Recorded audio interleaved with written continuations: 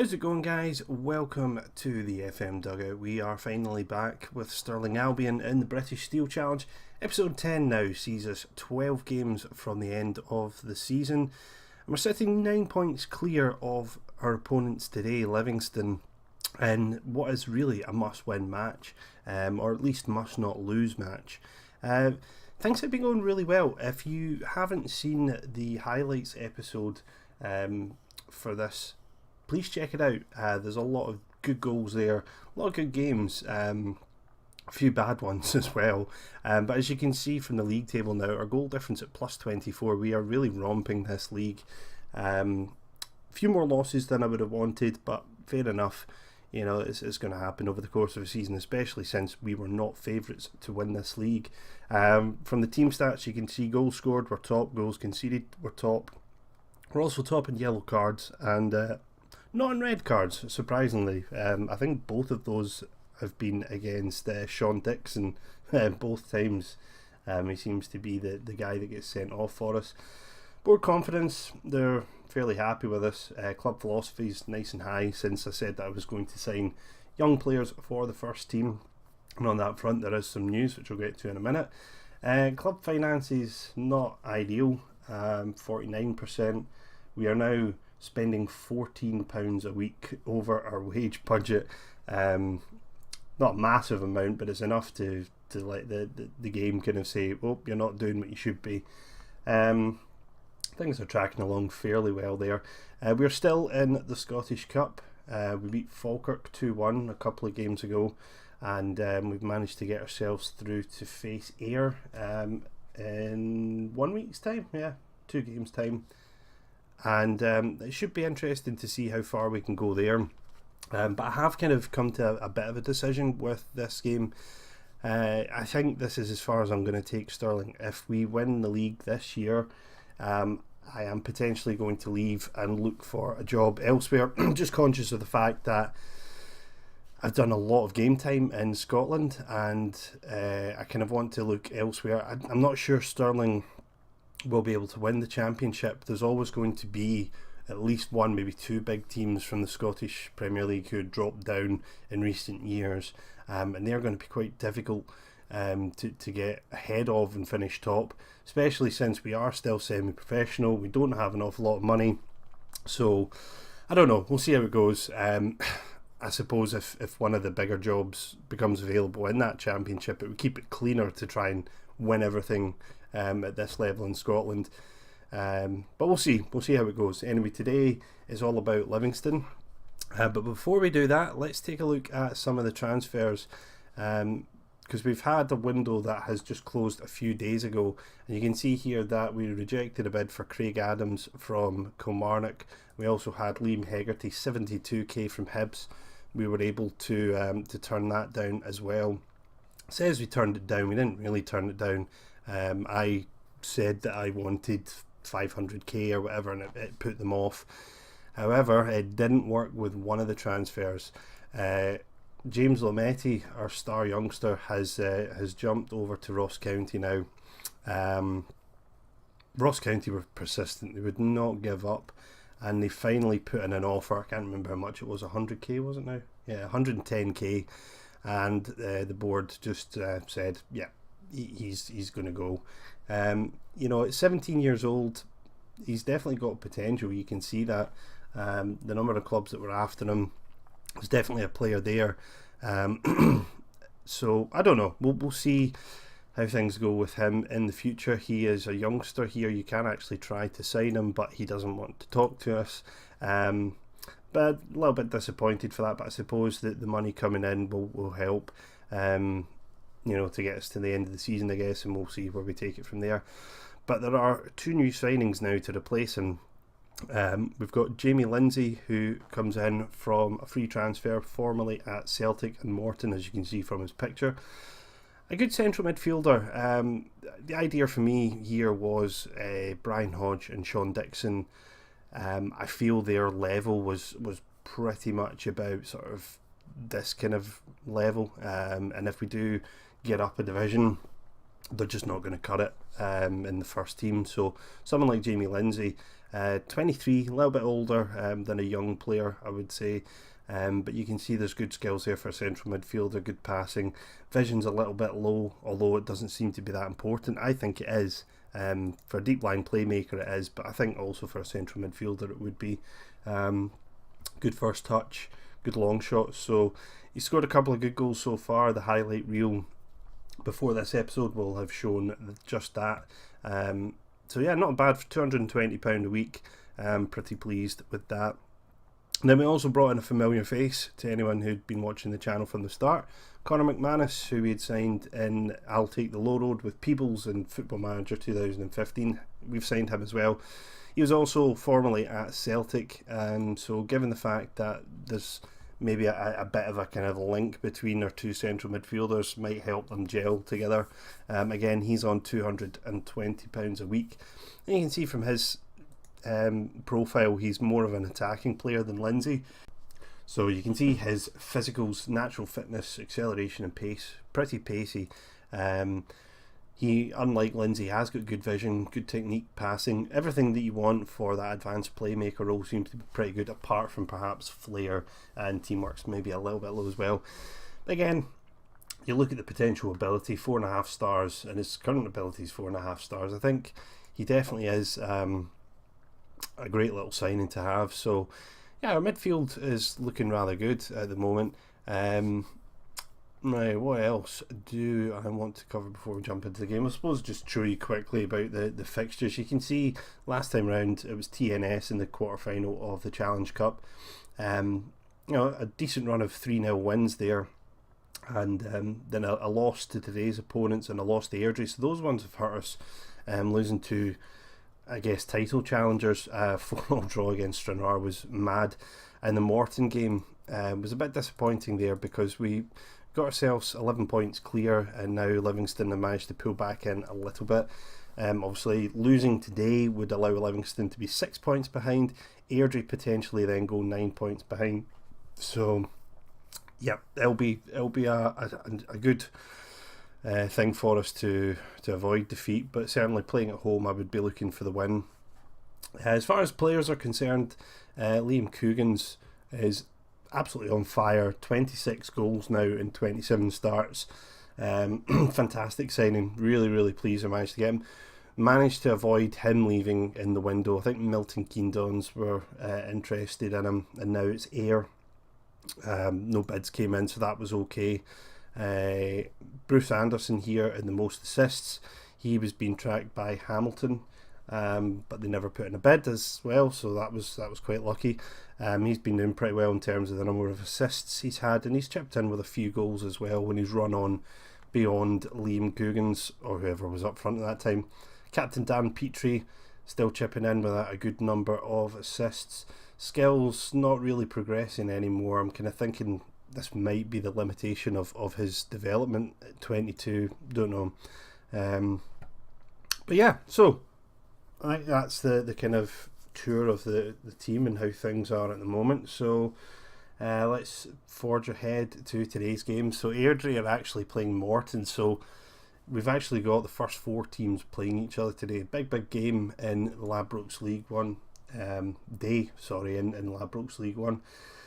And it looks as though Livingston are going to go with a 4-4-2. This man here is the one to watch out for.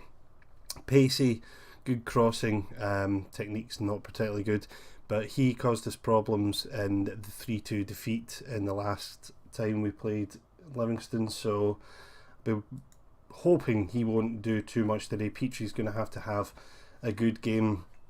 So familiarising ourselves again with the starting lineup. This is how we're going to look today.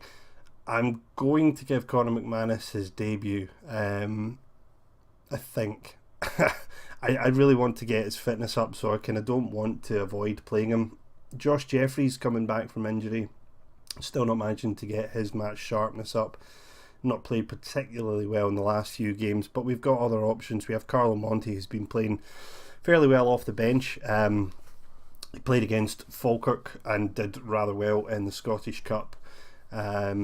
Scored a cracking free kick in that game, actually. Aaron Duke has dropped to the bench at the moment, but it might change with Jeffries. Duke had been playing in that position on the right of that 3 out of necessity really, but now we don't need to play him, so yeah, it was dropped to the bench. I think we're okay. I think this is how we want to shape up for today. Defence is looking pretty decent. The only thing I'm kind of thinking of is whether to play Craddock instead of Smith. Both of the goalkeepers have had calamitous own goals and things that have gone on. Yeah, I think I'll try with Craddock. So right, let's get into this. So pundits believe it will be a draw. If Airdrie draw against Morton, or Morton beat Airdrie, then I'd be fairly happy with that, I think. It's difficult. I have to keep remembering that we were not the favourites to go up this year, so I want to close down these guys. And also the goalkeeper. You know, we were, I think it was 4th or 5th or something we were predicted to finish, and you know, I think in terms of where I thought we were going to finish, I thought that was probably about it. But we've really managed to do rather well. It's lucky there's not a standout team in this division. That way we've managed to kind of capitalise on them dropping points. Let's just check our highlight speed, and yeah, I think we're okay. So let's get the game underway. Livingston will kick us off, and yeah, I think, as I said earlier, the whole thing about this British Steel Challenge, you can't afford for sentiment. As we get a corner here, Easton will whip it in, front post header from Gordon, Lang off the post, Lindsay with a follow-up. Perfect start, 3 minutes on the clock. We've had a decent number of shots on target already, and we've now got a goal. Easton with the outward swinging corner rather. I thought the chance had gone there when Lang hit the post, and Gordon's header in the first place had missed the face of the goal, but Lindsay was there just to apply the finishing touch, stroke it home. 1-0, great start. Hegarty lifting forward, gives it away. Meredith to Byrne, gives it away. Slack pass there to McManus. Anderson skips past him. Lindsay coming forward. Coogan's first touch pass to Jeffries, off the post, off the keeper. Wow, how did that not go in? Whirlwind start to the game from us. Absolutely fantastic start. I suppose possession wise we're not controlling it at the moment, but that's okay. I don't mind. We've got a huge number of shots on target. First 15 minutes, 9 shots. Coogan's has picked up an injury with a gashed head. I would rather leave him on until half time, I think, and we'll assess it then and possibly bring on Aaron Duke. Not a lot's happened since that first 5 minute spell though. We have had a number of shots, but it looks as though it's probably all from long range really. Let's see, let's give a little bit of encouragement to the team. There's a few nervous people in there. You know, rating wise not playing particularly well. Maybe we were just lucky we got that goal right at the start. Certainly we don't have our shooting boots on today. But yeah, if we can get into half time at 1-0, I'd be fairly happy with that. A couple of yellow cards now as well, so we just got to be careful not to get red and throw this game away, because we're in a good position at the moment. As Gordon heads it away, Jeffries picks up. Slack there from Jeffries, and now Livingston have a chance. If they go on the left wing, they were away there. They didn't. Lindsay over the top. Is Coogan's bald? Oh, he's got a bandage on, hasn't he? A great finish from him there with the gashed head. He still manages to score. Perhaps we'll just keep him on then. Lindsay with a lovely through ball, splitting between the two centre backs. Coogan's drifts wide, draws the angle from the keeper.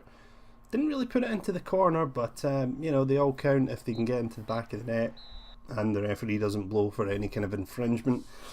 Got to say I'm pretty happy with that first half. Just got to keep it up and see how we go from there. Weren't bad. Just try to get the greens all over, and we do. Nicely done. Of course, I did have motivating as one of my key stats as a manager, so these team talks should generally be positive. As we get another corner, Easton whips it in, the header, and it's in from McManus on his debut. Fantastic. So both the central midfielders scoring today. We've actually scored a huge number of goals from set pieces, from corners or from throw-ins. Maybe not directly from it. There's a lovely header from McManus straight into the top corner there, and we are well and truly in control of this game. May well look to bring Coogan's off. I'm sure he'll be hungry to add to his goal tally. Jeffries now finds Lindsay. Coogan's lovely ball out wide to Hegarty. 2 men on him, whips it in. 2 defenders going for it. Not really the greatest cross there from Hegarty. Lang cuts out the ball forward. Meredith with the header. De Vita long looking for Fleming. Fleming wins it, and you see there Gordon was just drifting over and left O'Hara there, so fortunately we managed to cut that out, because that probably would have been a clear-cut chance there if they got through. And Jeffries now looking for Coogan's on his own. Support from Anderson. Will he look wide for Petrie or go alone? Lindsay, lovely through ball. Will Coogan's finish? Off the post again. Got to say, Jamie Lindsay's having an absolute cracking game today. Really looks up for it. Easton with the corner now. Front post looking for Gordon. Can't get there. Lindsay back to Easton. Back to Lindsay again. Inside the box. Cuts it back to Jeffries.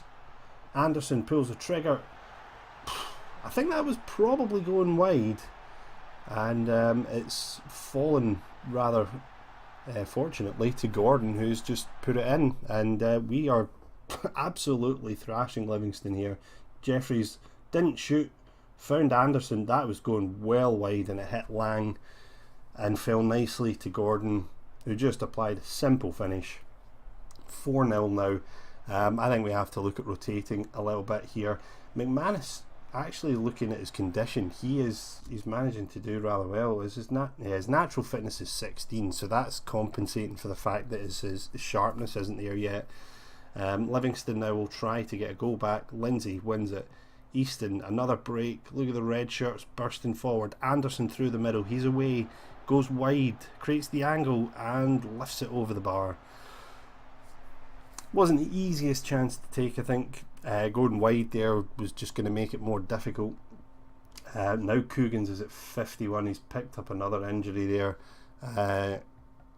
Damn, I should have taken him off earlier. Alright, we'll take him off now and see how that goes. Conor McManus, he's having a blinder. Don't think there's any real need to take him off. Let's see if Aaron Duke can come off the bench and grab himself a goal.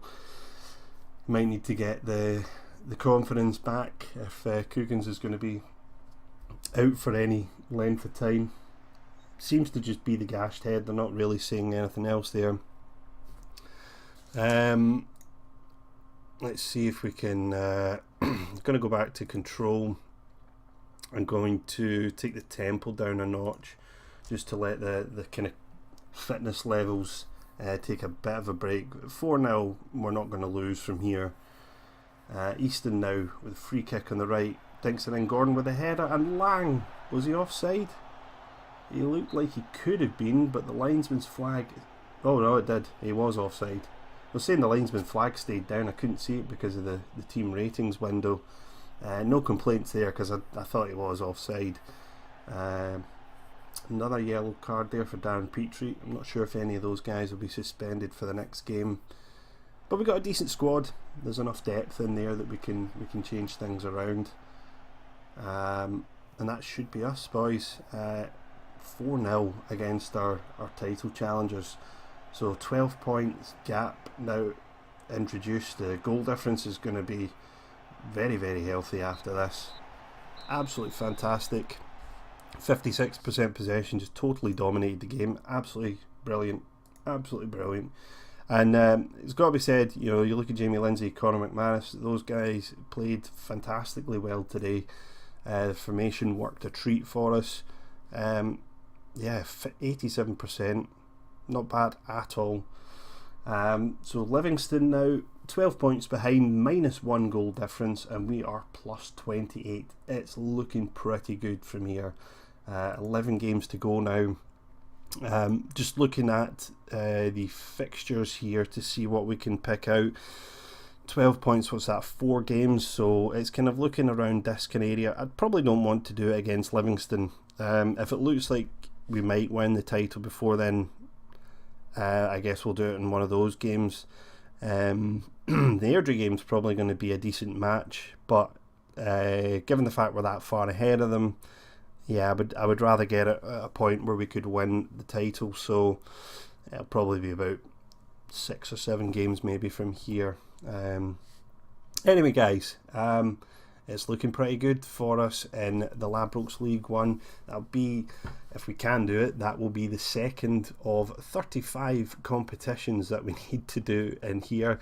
If you have enjoyed this episode, make sure you hit that like button. You got anything to say, any suggestions for the series, or where you'd maybe like to see me go next, let me know in the comments box.